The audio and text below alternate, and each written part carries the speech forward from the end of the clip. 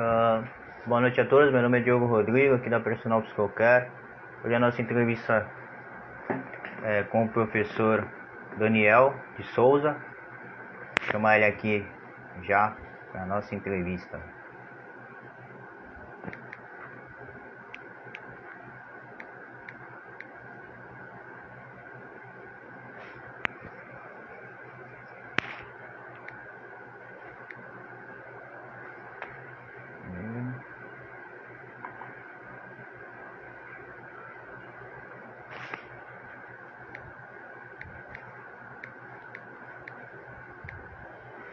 Daniel.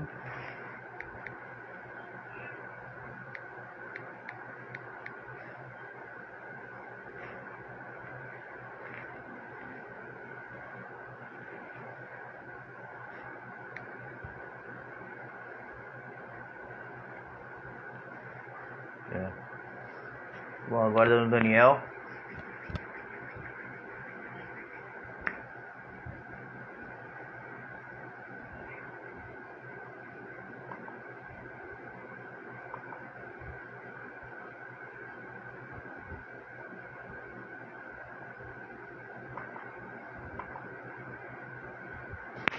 Chegou.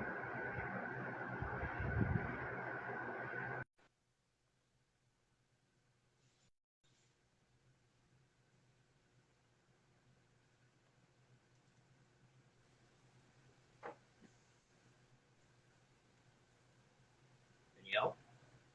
Olá, professor, tudo bem? Prazer, cara, tranquilo? Tá escuro aqui pra mim, aí. A imagem não tá aparecendo. Peraí que eu vou resolver agora isso aí, peraí. Um momento.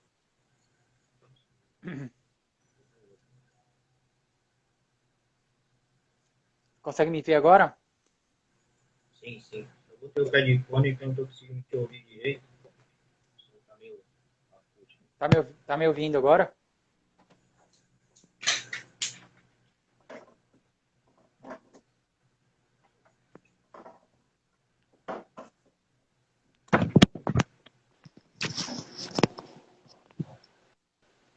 Fala aí, Eivor! Como é que você tá, cara? A iluminação tá meio estranha aqui, hein, cara. Tá Tá escuro melhor aí? agora? Hã? Tá Tá escuro? Tá com a escuro? luz acesa? Tô com a luz acesa aqui. Não tô achando o ângulo certo, Peraí que eu vou... Vem, O vem. ângulo tá meio estranho, E agora melhorou ou não? Tá bom, tá bom. Ó, Bom, galera, boa noite a fala... todos. Meu nome é Diogo Rodrigo, aqui da Personal Psicocare. Vai fazer entrevista com o professor Daniel de Souza. Só Ô, aqui, vocês prazer. podem fazer pergunta para o Daniel depois da nossa entrevista.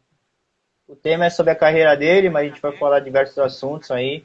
Se tiver algumas perguntas para decorrer daqui à tarde, né? Depois da entrevista, Sim. vocês também podem fazer aí ao vivo. Então, fica à vontade, Daniel. Fala um pouco quem é você, se apresenta, fala um pouco da sua carreira aí, depois a gente sobe as perguntinhas. Meu nome é Daniel Fernandes de Souza, sou profissional de educação física. Na verdade, eu fui nadador, terminei o colegial, fui fazer engenharia e depois de 3 anos fazendo engenharia, eu larguei e fui fazer educação física por causa da paixão com o esporte.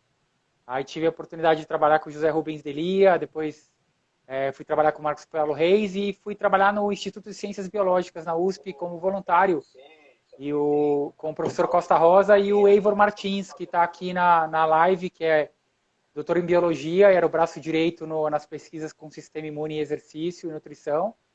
Fiz estágio lá 3 anos e meio, e infelizmente o professor Costa Rosa se foi, e na paixão de continuar estudando, eu juntei as economias e fui fazer meu mestrado na Austrália. Fiz 2 anos de mestrado na Austrália, competindo como triatleta lá. Depois de formado, eu fui convidado para trabalhar na faculdade com 2 professores na Universidade de Queensland. Como assistente, eu fiquei com eles 1 ano na Faculdade de Educação Física e Enfermagem, fiquei mais 1 ano na Faculdade de Medicina como gerente de projeto. E depois trabalhei para algumas empresas de esporte e tecnologia como a Fusion Sport, algumas clínicas de endocrinologia.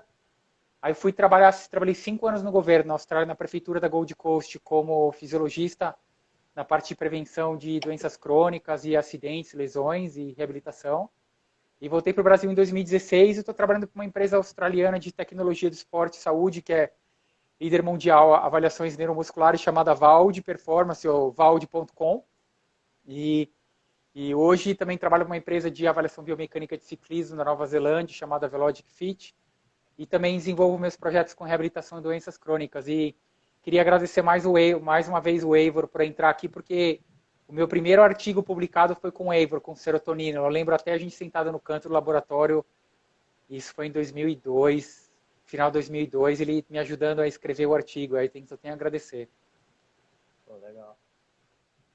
Isso aí, essa parte de avaliação física, metabólica, né, reabilitação, é uma área que a gente não vê muito, né, o professor de educação física exercer, né, a galera vai tem uns professores que o pessoal fala que é mais um fácil, né, a galera vai na hipertrofia, no emagrecimento, e fica ali, só que aí todo mundo se concentra ali, né, então fica uma coisa bem saturada, né, poucos clientes, às vezes até tem bastante cliente, mas é algo que se você fizesse um diferencial, ou você faz também isso aí, esse nicho de trabalho que eles fazem, mas fazendo essa outra parte aí que atendia outro público, né?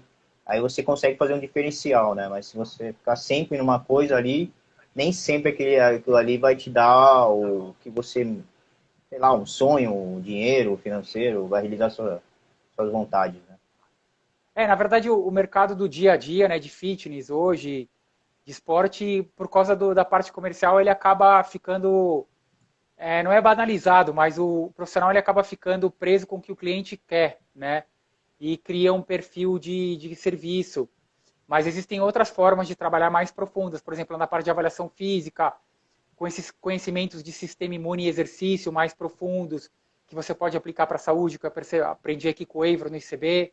Essas coisas elas dão um valor maior para o serviço. E eu fico muito chateado quando eu vejo os profissionais de educação física não buscando esse conhecimento, porque é uma área muito vasta, muito ampla para o profissional de educação física, e ele não aproveita, né? A área da saúde, a área da avaliação física, por exemplo, a empresa que a gente trabalha, a gente faz avaliação física desde atletas da NBA, de futebol americano, de futebol, mas também para o senhor que não consegue andar direito, para a população geriátrica. Então tem uma gama de conhecimento muito grande para ser explorada, mas o profissional de educação física precisa buscar isso, né? Ele precisa mudar o jeito de trabalhar, né?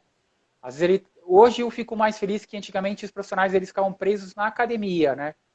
Sim. Hoje cada profissional pode ter seu estúdio, então ele pode criar uma super metodologia de trabalho para aquele estúdio, entendeu?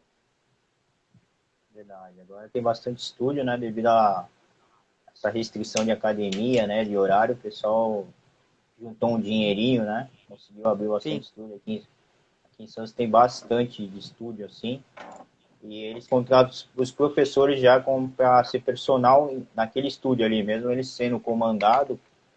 Aí não fica como na academia que o cara fica, vai ser por 6 horas, 4 horas, mas ganhando um salário um pouco bem mais baixo, atendendo muito mais gente, né?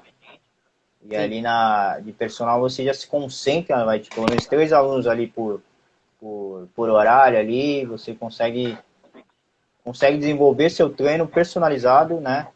E não sai tão estressado em pegar alguém que você, né? Você está vendo ali agora, não tem nenhum estudo, a pessoa só fala para você, os estúdios ele fiz treinamento, mas não tem uma anamnese, até você faz, até às vezes eu faria, né? Se estivesse na academia, não, vamos lá, vamos fazer a ficha de anamnese, mas você não vê muito, você vê mais o professor fazendo a fichinha, né? Vamos lá, tem iniciante, vamos lá. As academias elas trabalhavam muito no volume, né? E o professor ficava preso no tempo. Ele não conseguia dar atenção por questões de tempo, por questões de logística. Hoje, com 3, 4 pessoas por horário, fica viável para as pessoas que estão pagando e fica viável para o professor desenvolver um trabalho praticamente individualizado com cada um, né? Dentro da medida do individualizado, né? Individual seria 1, mas você consegue fazer um trabalho mais específico. E com isso o profissional consegue se desenvolver, porque ele vai tomando vários caminhos na prescrição do exercício, enquanto na academia ele tinha poucos caminhos, né? Era mais tradicional, mais a máquina, mais aula em grupo, mais a aula de ciclismo, mas não era personalizado. Hoje você consegue dar uma atenção maior. Isso faz com que o profissional cresça, né? É um desenvolvimento maior. E aí se te desenvolver uma cultura, né, na empresa de fazer uma avaliação física boa antes e realmente usar os dados e ter um controle de dados diário bom, revisão de casos, que a gente fala, é uma boa evolução profissional da educação física. A gente consegue ver muito isso com a nutrição, né? Há 20 anos atrás existiam algumas nutricionistas, hoje elas têm mais aparelhos, mais informação, elas são mais sistematizadas, a eficiência do trabalho é muito grande. Evoluiu muito a nutrição também. Consegue trabalhar junto, né? Quando consegue, né? Que é aquele grupo multidisciplinar, vários profissionais, né? Você consegue trabalhar junto. Mas mesmo assim a gente acha muito profissional que não quer estudar, né, Maria? Mas agora devido à pandemia também tem a desculpa de não ter dinheiro, né? Todo mundo ficou mais pobre, né? Então não adianta você exigir muito, né? Mas mesmo assim, tipo, esses 4 meses aí parado aí, que a gente não podia fazer nada, né?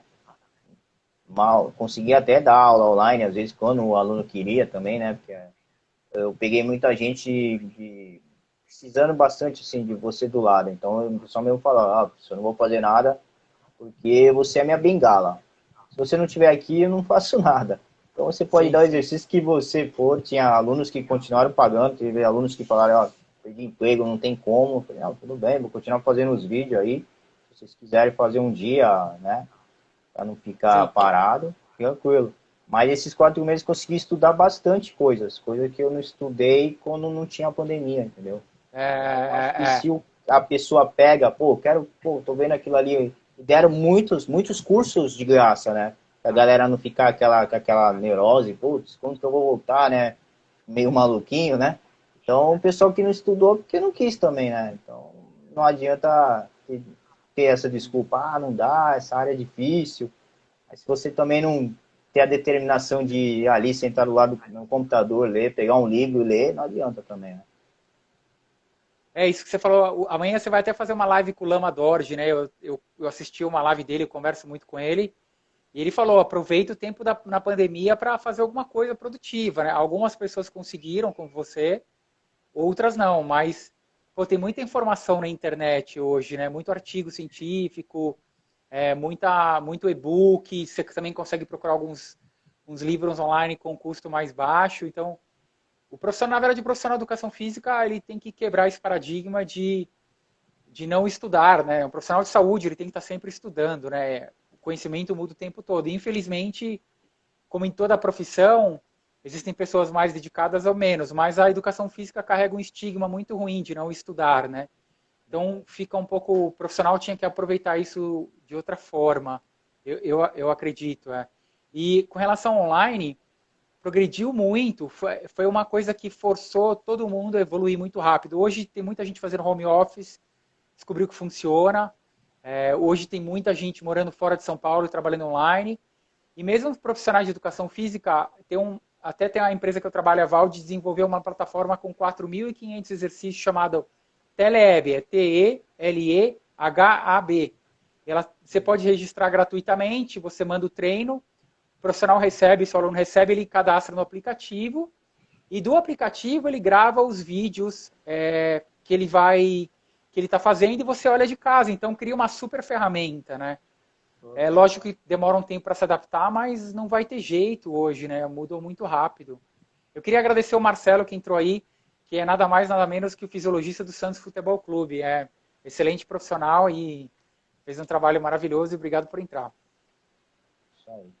Bom, tem algumas perguntas aqui, o pessoal deixou, acho que não te conheciam pessoalmente ou não tinham visto teu Instagram, então foram meio que lendo mais ou menos, ou vendo as postagens que eles tiraram mais ou menos essas perguntas, né?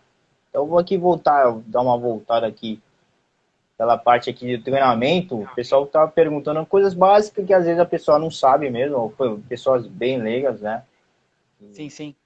você não vê muita live sobre isso, então o pessoal, quando aparece alguma coisa, o pessoal tem a curiosidade de perguntar. Então tem uma pergunta aqui do Marcos, o nome dele, ele está perguntando o que é treinamento de força? Então, na verdade, treinamento de força é um estímulo que você dá para o corpo humano para que ele aumente a capacidade de produção de força do corpo em relação a um movimento ou um outro objeto. Né? Aí você tem o esqueleto, você tem as articulações, tem os músculos, tem os tendões e tem os ligamentos. E tudo isso trabalha, se movimenta de um jeito para que gere uma força, para que isso você consiga realizar uma ação. Então, nada mais, nada menos, o treinamento de força, o pessoal tem uma concepção que é ficar grande, ficar musculoso. Mas não é só o tamanho do músculo que importa. É como o cérebro se conecta com os músculos, que se conecta, que interage com as articulações, com o esqueleto, que produz uma força para gerar um movimento ou para mover um objeto ou gerar uma ação. Então ele é muito mais que simplesmente ter músculos grandes, mas sim toda ativação neural e combinação de músculos, qualidade das fibras musculares e a perfeição do movimento.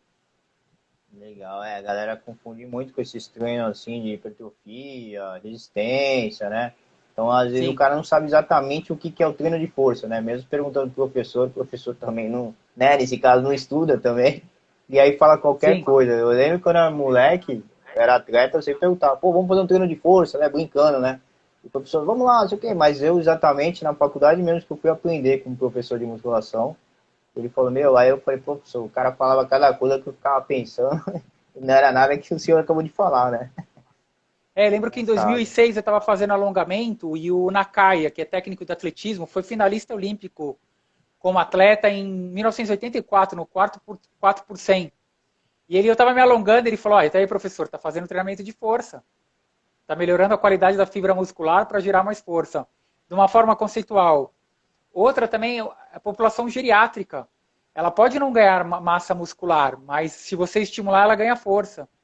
Então, assim, ele é muito mais que realmente só o músculo em si, né? É aquilo que a gente falou, é o comercial, né? O centrão. Mas tem muita ciência em volta, muito legal.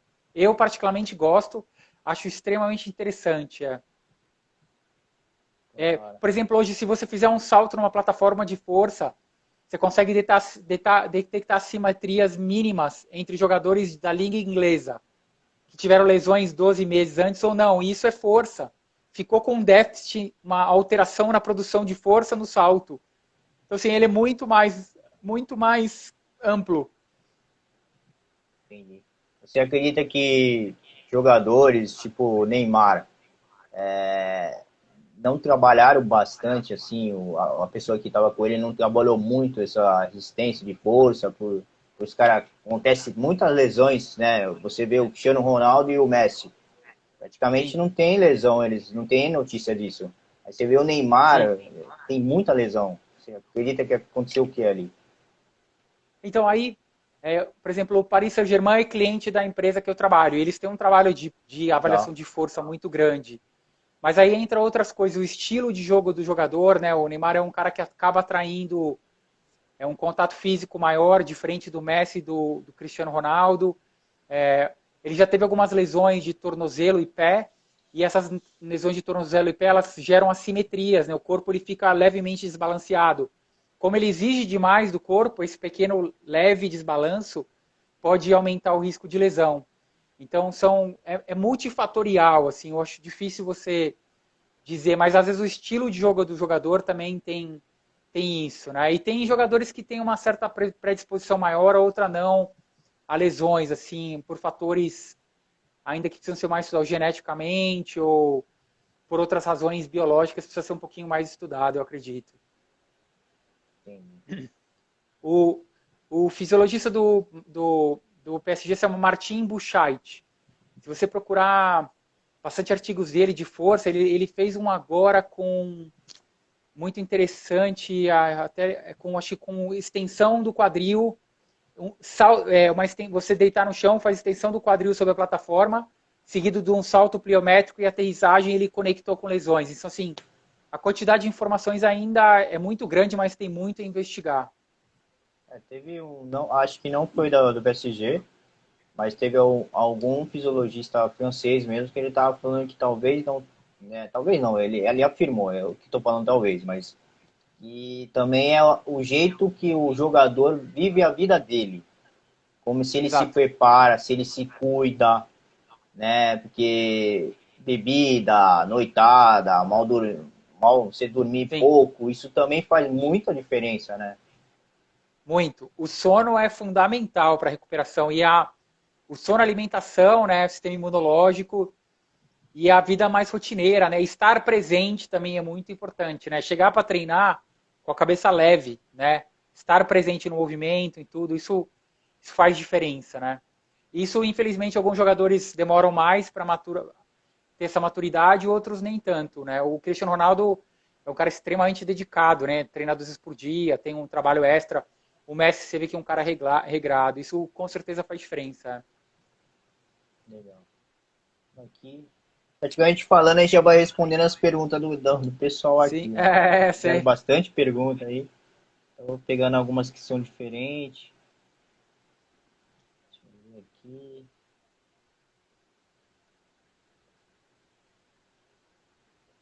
Aqui, o Eduardo ele perguntou quais são as melhores atividades para desenvolver a força muscular e por que não tenho força muscular?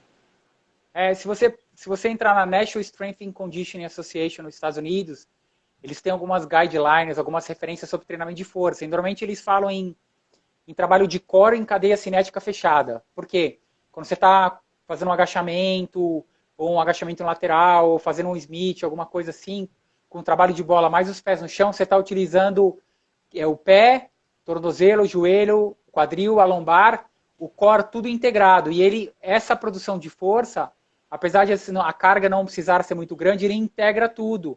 Então, essa integração facilita que os movimentos gerem mais força. Se você descer um nível abaixo, eles pedem para você fazer trabalho de core multiarticular, que não necessariamente em cadeia cinética fechada em pé, mas pode ser deitado, mas desde que trabalhe core e músculo. Aí depois você vai entrar nos músculos individuais. E as pessoas acabam na academia, né, fazendo a hipertrofia do músculo individual, Sim. mas não trabalham o conjunto, a interação inteira. Então, a maioria dos movimentos corporais tem rotação. Se você não tiver força no core, não integrar perna e tronco, você não vai produzir força. Mas o cara vai na academia, no treino, e faz só o bíceps. Tá, legal que seu bíceps é grande, ele tem força. Mas ele já não vai ter tanta força quando ele for integrar com o antebraço, com o ombro, com o peitoral. Então, são fatores que precisam ser analisados, né? E o tipo de carga que você dá, se você recupera ou não, né? Se você faz o movimento da forma correta ou não, isso interfere muito no treinamento de força. Verdade. É, Pode falar. essa semana eu entrei no Clubhouse, né, do Ademir Paulino, que é um ex-triatleta, excelente corredor, foi campeão mundial de aquátlon na categoria, excelente treinador, fenomenal profissional. E ele foi para o Quênia ficar com os quenianos 2 vezes estudar a corrida. Ele estava explicando que os quenianos não fazem trabalho de peso em academia, só peso corporal em colchonete. Então, assim, a qualidade do movimento, a especificidade, o ângulo, a ativação muscular, dependendo do esporte que você está, ele vale mais em produção de força do que realmente levar um peso que você não tem especificidade. Aí entra o que a gente fala de ser fitness por estética e de ser um atleta completo para a produção de força específica para o esporte, para o seu movimento. São coisas completamente bem distintas nesse pensamento. Eu tive um técnico que ele sempre falou que peso, academia, ele pouco levava a gente em academia para fazer peso, né? Ele falou, aqui vocês têm que criar força e resistência. Então a gente vai fazer tudo treino com o próprio corpo. Então, às Sim. vezes vinha uns meninos e falavam, pessoal, são boladinhos, fortinhos, né? Ele falou, tá bom, então faz É, uma flexão aí, faz uma ponte aí, fica uma hora aí. O sim. cara, ó, tá louco, pessoal? Ele não conseguia fazer. Aí ele falou, então é isso, não adianta você pegar 25 de cada lado no supino, se você não consegue Sim. fazer 10 flexões aqui, entendeu? Por exemplo, os nadadores, a força que eles aplicam no final da braçada, né, no início ali na fase de suspensão e no final no empuxo, né, empurro, é astronômica a força que eles produzem. Mas se eles forem fazer um supino, talvez o cara que está no seu lado da academia que só faz aquilo seja melhor. Então a Sim, especificidade do esporte ela é muito importante. Saber para que você verdade. está fazendo. Sim, exatamente. É, eu acho, por exemplo, assim, ó, os jogadores da liga inglesa hoje, né, de futebol, eles têm uma média aí de 420 newtons, 410 ou 414, 410 newtons de força no isquiotibial. E com as pesquisas hoje a gente sabe que você acima de 337 newtons de força de isquiotibial, a sua chance de lesão diminui. Então assim, são dois valores de força que te dizem muito.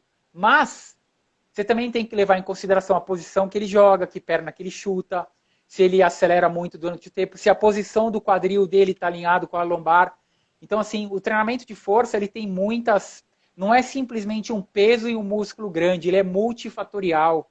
E para cada esporte tem uma situação, e para cada atleta tem um subcaso. Se ele tiver uma lesão, né, se ele tiver uma ruptura, um tecido, uma ruptura de músculo com um tecido cicatrizante no meio, que afeta a produção de força, tudo isso tem que ser levado em consideração. Legal.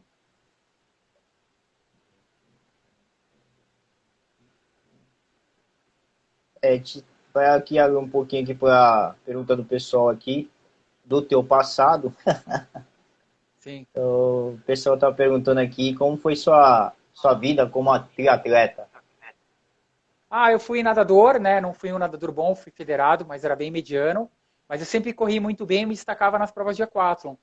E eu comecei a fazer triatlon, voltei a fazer triatlon em 2003, treinando, mas eu tinha natação muito forte, a corrida boa e o ciclismo muito fraco. E justamente porque eu não fiz um trabalho de força específico, meu ciclismo demorou muitos anos para evoluir. Quando eu estava na Austrália, que eu conheci um treinador que já tinha sido trabalhava com atletas olímpicos e dava aula na faculdade, dava treino para a equipe B, né? Que eu era da equipe B.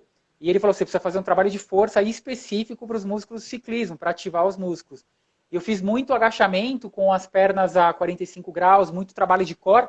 Aí meu ciclismo evoluiu, aí meus resultados melhoraram. Eu cheguei a fazer 2:03, 2:04 no triatlo olímpico, já com 32 anos, né? Mas o trabalho de força foi o que me estragou. Se eu tivesse entendido o trabalho de força antes, eu teria tido resultados muito melhores com muito menos lesões, né? Mas ainda eu mesmo como profissional tinha uma mentalidade muito antiga com relação ao treinamento, né? De fazer muito volume, muito tiro, de querer resolver tudo no treino aeróbio, mas o treino de força, de ativação, de mobilidade, core, ele é muito importante hoje, muito importante. Eu acho que hoje os triatletas eles têm que pensar mais na qualidade de movimento do que realmente o volume de treino. Eu acho que eles têm que olhar muito mais para a qualidade do movimento do que simplesmente fazer 120 quilômetros no domingo, mas com a técnica errada. E isso acabou me limitando, porque eu acabei me formando e estava muito sem dinheiro na época quando me formei, e os meus resultados tinham dado uma estagnada, e eu resolvi parar de treinar para trabalhar. Mas talvez se eu tivesse feito um pouco mais de treinamento de força, não teria sido um atleta olímpico, nada disso. Mas meus resultados teriam sido um pouco maiores e com menos lesões. Né? Então, eu recomendo hoje vou dar um exemplo muito simples que eu vivenciei. Tinha duas atletas que treinavam lá, que era da equipe A, que foram para a Olimpíada. A Emma Moffer, Emma Snowell. Uma foi medalha de ouro, medalha de bronze. Elas faziam pilates 3 vezes na semana. Olha o trabalho de força que elas fizeram que eu não tinha, né, que demorou para mim entender. Verdade. Olha, elas não iam para academia, elas faziam trabalho de pilates. Elas iam para academia também, mas elas faziam trabalho de pilates. Então, o atleta hoje ele precisa muito procurar qualidade de movimento e trabalho de força específico, pela intensidade do esporte. Senão ele não consegue resultado e machuca muito. Mas se tiver Verdade. mais Isso alguma aí. pergunta específica, eu conto aí. Eu levei mais pro lado da ciência, porque eu acho que agrega Não, mais, né? não, lógico, você acaba até entendendo mais isso aí. Sim, Essa semana eu tava falando com um menininho, dei aula com ele no Santa Cecília, no colégio, não sei se você conhece, aqui em sim, Santos, sim. e ele joga na Portuguesa, tem 12 anos. E aí ele tava falando com um professor, um técnico lá, e ele falou, pô, professor, eu tô fazendo pilates. Aí o professor, pô, mas você não tinha que, né, fazer um treino mais de força, não sei o quê? Tipo, o cara foi meio já formado falar Sim, isso, né? E aí ele veio sim. falar comigo, pô, o que que você acha? Porque meu pai me colocou no pilates para me fazer aqueles alongamentos, para não sofrer tanta lesão. Você acha que o outro professor tava falando sério, que eu tinha que fazer coisa de força. Eu falei, uma que você é muito novo para fazer força, né? 12 anos, Sim, e ele é baixinho. Eu falei, você ainda tá em fase de crescimento. Então fica no exato. seu pilates, continua no seu alongamento, entendeu? Porque vai dar muito mais flexibilidade, vai soltar os músculos, você não vai ter tanta lesão. Tá, depois que você entrou no pilates, melhorou ou não melhorou o desempenho no futebol? Você sofre mais, aí ele joga de atacante, tipo o Neymar, apanha pra caramba. O que Sim, aconteceu? Foi o melhor desempenho? Ele falou, foi, foi bem melhor meu desempenho. Também consigo sair dos dribles, que às vezes eu me chocava muito, porque não tinha noção, entendeu? Então sim, continua no seu pilates. Não estou falando que o professor está errado, mas se está dando resultado, né? Tira meu corpo fora para não arrumar encrenca, né? Mas sim. continua no seu pilates lá, porque está dando resultado e se está melhor para você, acho que quando você ficar um pouquinho mais velho, já poder dar um treininho na musculação, aí tudo bem, aí é válido. Agora, por enquanto, não, você ainda é uma criança, né? Então vamos devagar. É, você aumentar o repertório motor da criança, né? Vários movimentos integrados, né? Quadril, perna, joelho, tronco, cabeça, tudo se mexendo ao mesmo tempo, vários momentos, vários ângulos. Putz, nessa idade que ele está de 12 anos de coordenação motora fina é fantástico, né? Porque ele desenvolve um repertório motor que ele não vai esquecer, né? Aí depois você coloca a força, mas o movimento tá limpo na cabeça dele, todo integrado, ele sabe onde o corpo está. Eu acho fantástico, é. Acho bem inteligente, é um trabalho bem inteligente. Parabéns pela recomendação, é. É, infelizmente, assim, é, eu tenho visitado muitos profissionais de saúde, né, no Brasil e tem uma média excelente, assim, você vê o trabalho muito atualizado, mas ainda tem um pessoal que aquilo que a gente conversou, que não foi buscar mais conhecimento, né? Tá preso na caverna ainda, né? Da musculação, né? Do peso, peso, peso. É. Verdade. Esse negócio de Pilates, ele quebra um paradigma. Às vezes o pessoal, né, eu peguei uma aluna que o médico dela falou que ela estava com problema no joelho, toda vez que ela fazia, tipo, uma passada de a fundo, doía, o pé dela fazia um barulho que parecia um estralinho. Aí eu falei, o que você tem, né? Porque fizemos uma Sim, avaliação, ela não deixou fazer a avaliação, acho que por medo, né? E ela falou que toda vez que ela fazia esse exercício, o pé dela virava para dentro, né? E aí eu falei, não, mas você tem que se tratar. E o médico falou o que exatamente? Tinha que fazer treinamento, tinha que fazer musculação? Tinha mais de leve, ela queria pegar pesado, né? Queria ser aquelas meninas maromba, né? sim, Mas tinha que corrigir isso aí dessa lesão que ela não corrigiu, entendeu? Então o cara recomendou fazer pilates. E aí você falando agora que o pilates é a melhor coisa, eu também vendo isso aí, então ela poderia ter feito o pilates antes de me contratar, né? E depois foi na hora do treino que eu descobri, pô, esse barulho aí estranho, né? Aí eu fui corrigindo com exercícios adaptativos e aí ela deu uma melhorada, deu uma estatística. Mas ela falou que ia treinar há 10 anos, então há 10 anos ela tava pegando personal e os caras mandando ver, entendeu? Complicado o negócio. sim. É, eu vejo isso muito na época do triatlon, que o pessoal entrou numa, até hoje tem muito, acho que até piorou um pouco, de querer fazer prova de longa distância, né? Aí a pessoa ela sai de um trabalho sedentário, sem força de core, entra nos treinos longos, faz a prova, tem várias lesões, ela não trata as lesões do jeito que trataria, ela fica com assimetrias, né, problemas mecânicos residuais pequenos, e ela já entra em outro ciclo de treino. Então, assim, cada vez vai gerando mais problema e menos eficiência, né? Você vai tendo mais dificuldade. Eu acho que é a mesma coisa você pegar um carro de rally, né? Você leva um carro para um rally, você acaba com ele, mas depois você volta, você troca todas as partes, faz alinhamento, balanceamento, limpa ele, troca o óleo, aí você começa outro de novo. Acho que o atleta teria que ter um pouco mais disso, né? Algumas modalidades são muito difíceis, por exemplo, o Campeonato Brasileiro, hoje os caras não conseguem nem respirar, né? O pessoal aí Verdade. da fisiologia, da fisioterapia fazendo um milagre. Mas os outros atletas que têm provas, né, que têm temporadas, ele pode planejar a temporada dele um pouco melhor, né? Ah, eu vou parar uma competição, vou fazer 3 semanas de readaptação, né, reativação, rebalanceamento, tal, alongamento, depois eu começo de novo. Acho que é uma estratégia mais inteligente. É. Verdade, verdade.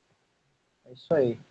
Essa parte aí eu gostei quando eu tava fazendo estágio. Eu peguei uma academia de manhã e à tarde, acho que era terceiro, quarto ano, e só tinha idoso ou pessoas que tinham lesão. Aí eu ficava Sim, aquele mundo ali perdido, porque eu fui ter aula de lesão ou dessas partes no quarto ano, tipo, já acabando, último semestre. E aí eu reclamei dos professores, professores, vocês têm que puxar isso aí para a gente sair do segundo, sai da Sim, licenciatura, para a parte que a sim, gente vai pegar academia, que só pode estagiar no terceiro ano, né? Então eu sim, sim. entrava, e aí eu entrava na aula deles no quarto ano, no final da aula, e professor, tô com um cara que tem uma lesão X, o que eu faço? Porque eu procuro livros e não tô achando, não tinha base, né? E aí eles falam, bom, vai lá em tal artigo e tal. Me deram todos os passo a passo. Então, os dois professores que me ajudaram muito.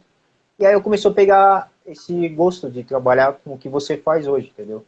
Então eu peguei uma menina que ela tinha lombalgia no joelho e a professora, que era da manhã, pegava ela e dava leg press, 45. Então ela não podia Sim, fazer sim, nada para o joelho. E aí eu sim. fui estudando aquilo ali e dar outros exercícios diferentes para ela, porque ela falou que estava sentindo dores horríveis ali. E aí, como eu era peixe pequeno, estagiário não tem muita força, né, no mercado, Sim, né, sim. eu fui aconselhando para ela, ó, se você não... Jogo é real, meu, se você achar que você tem que sair dessa academia porque eu não pega meu horário de diferente, eu vou te passando treino por fora, entendeu? E aí foi o que ela fez, ela saiu, porque o médico falou para ela, se ela continuasse fazendo aqueles treinos que ela fazia com a professora, ela ia, uma hora nem ia conseguir Sim. andar mais, né? E aí ela melhorou. Uns dias aí pra cá, encontrei ela, falou, meu, foi a melhor coisa que você fez. Eu sei que você fez, mas você, entendeu? E ela falou, meu, valorizei muito quando eu pegava estagiário, porque eles estavam estudando, né? Eu me formei em 2000 agora, 2019. A professora tinha se formado em Sim, 84. Então, tem toda uma atualização, né? Todo esse sim. avanço aí de fisiologia e tudo, que antigamente acho que não tinha e depois a pessoa também não se atualiza, né? Eu vejo com alguns clientes da empresa, né, que a gente vende os equipamentos, vai fazer demonstração e eles fazem o teste e falam, mas cadê o índice elástico? Ele tá bom? Ele quer saber se o cara está rápido. Mas eu falo, peraí, antes de você saber se ele está rápido, você tem que ver se ele está assimétrico. É exatamente o que você falou. Você tem que dar um passo para trás e mudar a cabeça da pessoa. Ele está se movimentando de forma correta para você colocar mais carga. Se não tiver, você não pode colocar carga, mas a educação física ainda tem esse gap, né, esse erro aí. Os profissionais que estão estudando estão corrigindo isso, mas tem esse erro de antes de você pensar em mais, pergunta se ele pode, se ele está equilibrado, entendeu? Se ele tem algum problema. Eu levei uma aula prática do fisioterapeuta de São Paulo, Ricardo Sasaki. Eu fui lá demonstrar e ele falou para mim, eu quero ver se os equipamentos são bons. Eu falei, tá bom. Ele falou, faz sua avaliação. Eu fiz. Aí eu dei todos os resultados para ele. Ele falou, peraí. Aí ele foi passou 5 minutos de ativação, exercício de liberação miofascial com rolo, ativação, um pouquinho de liberação na mão, 10 minutos o atleta voltou, os resultados mudaram. Porque eles sabiam onde estava o problema já. Ele já sabia que tinha um problema mecânico ali, e ele interferiu no problema mecânico, o equipamento detectou. Ótimo. Mas você vê como em 5, 10 minutos você consegue fazer um trabalho específico para um problema mecânico de um Verdade. atleta. E todos os atletas vão ter problemas mecânicos, todos. Todos. É quase impossível. Mas você tem que fazer um trabalho específico para cada um antes do treino, antes da competição, depois do treino. E ali mostrou a experiência de quem já trabalha, quem conhece o corpo do atleta. Né? Foi uma lição, a gente acabou até apresentando num congresso de ortopedia no HCOR, o estudo. Nem foi um estudo, foi um exemplo de caso, assim, mas muito interessante, né? A interferência da fáscia muscular, das articulações. Eu lembro que um dos atletas não conseguia fazer o agachamento no lateral. Ele tinha um valgo muito forte. O joelho corria para dentro. Mas não era o joelho nem o quadril, era o tornozelo que estava travado e fazia o joelho correr para dentro. Fez o trabalho no tornozelo, o joelho alinhou. Assim, fantástico, é. Caramba. Eu acho. E, pô, tem muito conhecimento aí de cursos de liberação miofascial, tem livros de disfunção de quadril e de ombro, tem muita literatura profissional procurar hoje. E não é muito longe da nossa área de formação, é rápido de pegar, muito, muito rápido. Tem muita interação entre a fisioterapia e a educação física. Eu fiz uma entrevista com a Luciana Almeida Miranda, e ela, eu não sei se você conhece, ela brigou no CREF, ela foi uma das primeiras a fazer reabilitação na educação física, e ela brigou com o Sim, CREF que o professor precisa entrar nesse nicho, vocês têm que liberar, não sim, é sim. coisa de fisioterapeuta, e sim de educador físico também, entendeu? Então ela dá Sim. diversos cursos. Foi uma das primeiras entrevistas que eu fiz em maio, quando eu Sim. inaugurei o canal. E foi muito legal. Ela falou, meu, se você quer isso aí, né? Falou pra mim, Ah, se você quer isso aí, eu vou continuar te mandando material. Ela é do Rio Grande do Sul, então a gente fala muito online, né? Então eu vou sim. pedir para você, assim, a gente está acabando já a nossa entrevista, devido a a gente, a pandemia, né, o pessoal ficou um pouquinho mais pobre, não consegue pagar um curso legal, não consegue ir para fora para estudar que nem você fez. O que você Sim. pode passar, falar um pouquinho da pessoa ir passo a passo para tentar conseguir uma formação, conseguir trabalhar nesse nicho, ou procurar empresas que nem a sua para trabalhar depois? Sim. Eu acho que o importante é ir procurar mais conhecimento na área de saúde. Por exemplo, tem muita coisa de guidelines. Por exemplo, se entrar no American College, tem guidelines. Se você entrar na British Exercise Association, tem guidelines. Se entrar na Australian Exercise Sport Science, a Austrália tem guidelines. Tá tudo lá. Por exemplo, se você entrar no site do Exercise Medicine, tem todas as referências de cada patologia. Então você consegue ler o básico de cada patologia. E aí depois você vai procurar o artigo específico e você começa a conectar os conhecimentos. Então, assim, não é tão difícil quanto se você ter que ir para uma sala de aula e ficar lá 2 anos estudando. É só você estar o tempo todo procurando essas referências. E os americanos, os australianos, os ingleses, eles têm uma coisa muito boa. Eles estruturam passo a passo a ciência, como você tem que trabalhar. Então, ele te dá uma noção muito boa de conhecimento. Existem várias certificações internacionais, por exemplo, do American College, da British Association do Canadá, na Europa, que você pode estudar e fazer as provas e trazer esse conhecimento. Eu acho que, na verdade, o que precisa sair é procurar já organizações estruturadas que te ofereçam conhecimento, né? Exercise Medicine, você entra lá, eu quero estudar hoje exercício e hipertensão, exercício e oncologia. Já está lá 2 folhas com todas as guidelines e as referências. Então, na verdade, é questão eu vou falar a expressão, sentar a bunda na cadeira e, entendeu? E bater o olho e ficar o tempo todo ligado, né? E outra coisa que eu acho legal, assim, conhecer um profissional que você gosta do trabalho, pô, posso vir aqui acompanhar, posso te ajudar, entendeu? Melhor do que você ficar em casa vendo TV no final de semana. Eu vou lá, vou fazer o curso, vou olhar, vou aprender, vou pesquisar, entendeu? Eu acho isso muito válido, extremamente válido, é. Legal, professor. Bom, a gente está terminando nossa entrevista. Qual mensagem você quer deixar? Já que já deixei, já adiantei, mas uma mensagem que você quer deixar para a galera que fez as perguntas, a galera que vai ver lá no canal do YouTube e que está agora ao vivo, né? O, o, Quando eu me formei na Austrália em 2015, 2009, não tinha emprego para profissional de educação física especializado em fisiologia. Em 2015, começou a aparecer emprego. Hoje falta profissional. Por quê? Porque o governo da Austrália colocou os fisiologistas profissionais de educação física dentro do trabalho de reabilitação e prevenção de doenças crônicas. Existe um mercado enorme para o profissional de educação física na prevenção e reabilitação de doenças crônicas, mas o profissional de educação física precisa estudar e se posicionar nesse mercado. Então, assim, a faca e o queijo para profissional de saúde na nossa área está ali. Mas você precisa ir lá e estudar. Eu acho que o caminho é esse aí.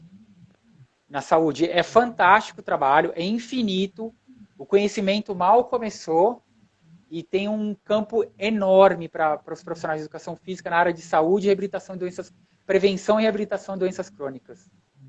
Acho que essa é a melhor mensagem que eu posso deixar da experiência que eu tive e agradecer você pelo convite, que é sempre bom falar e falar do nosso trabalho, passar conhecimento e deixar uma mensagem boa. Muito obrigado.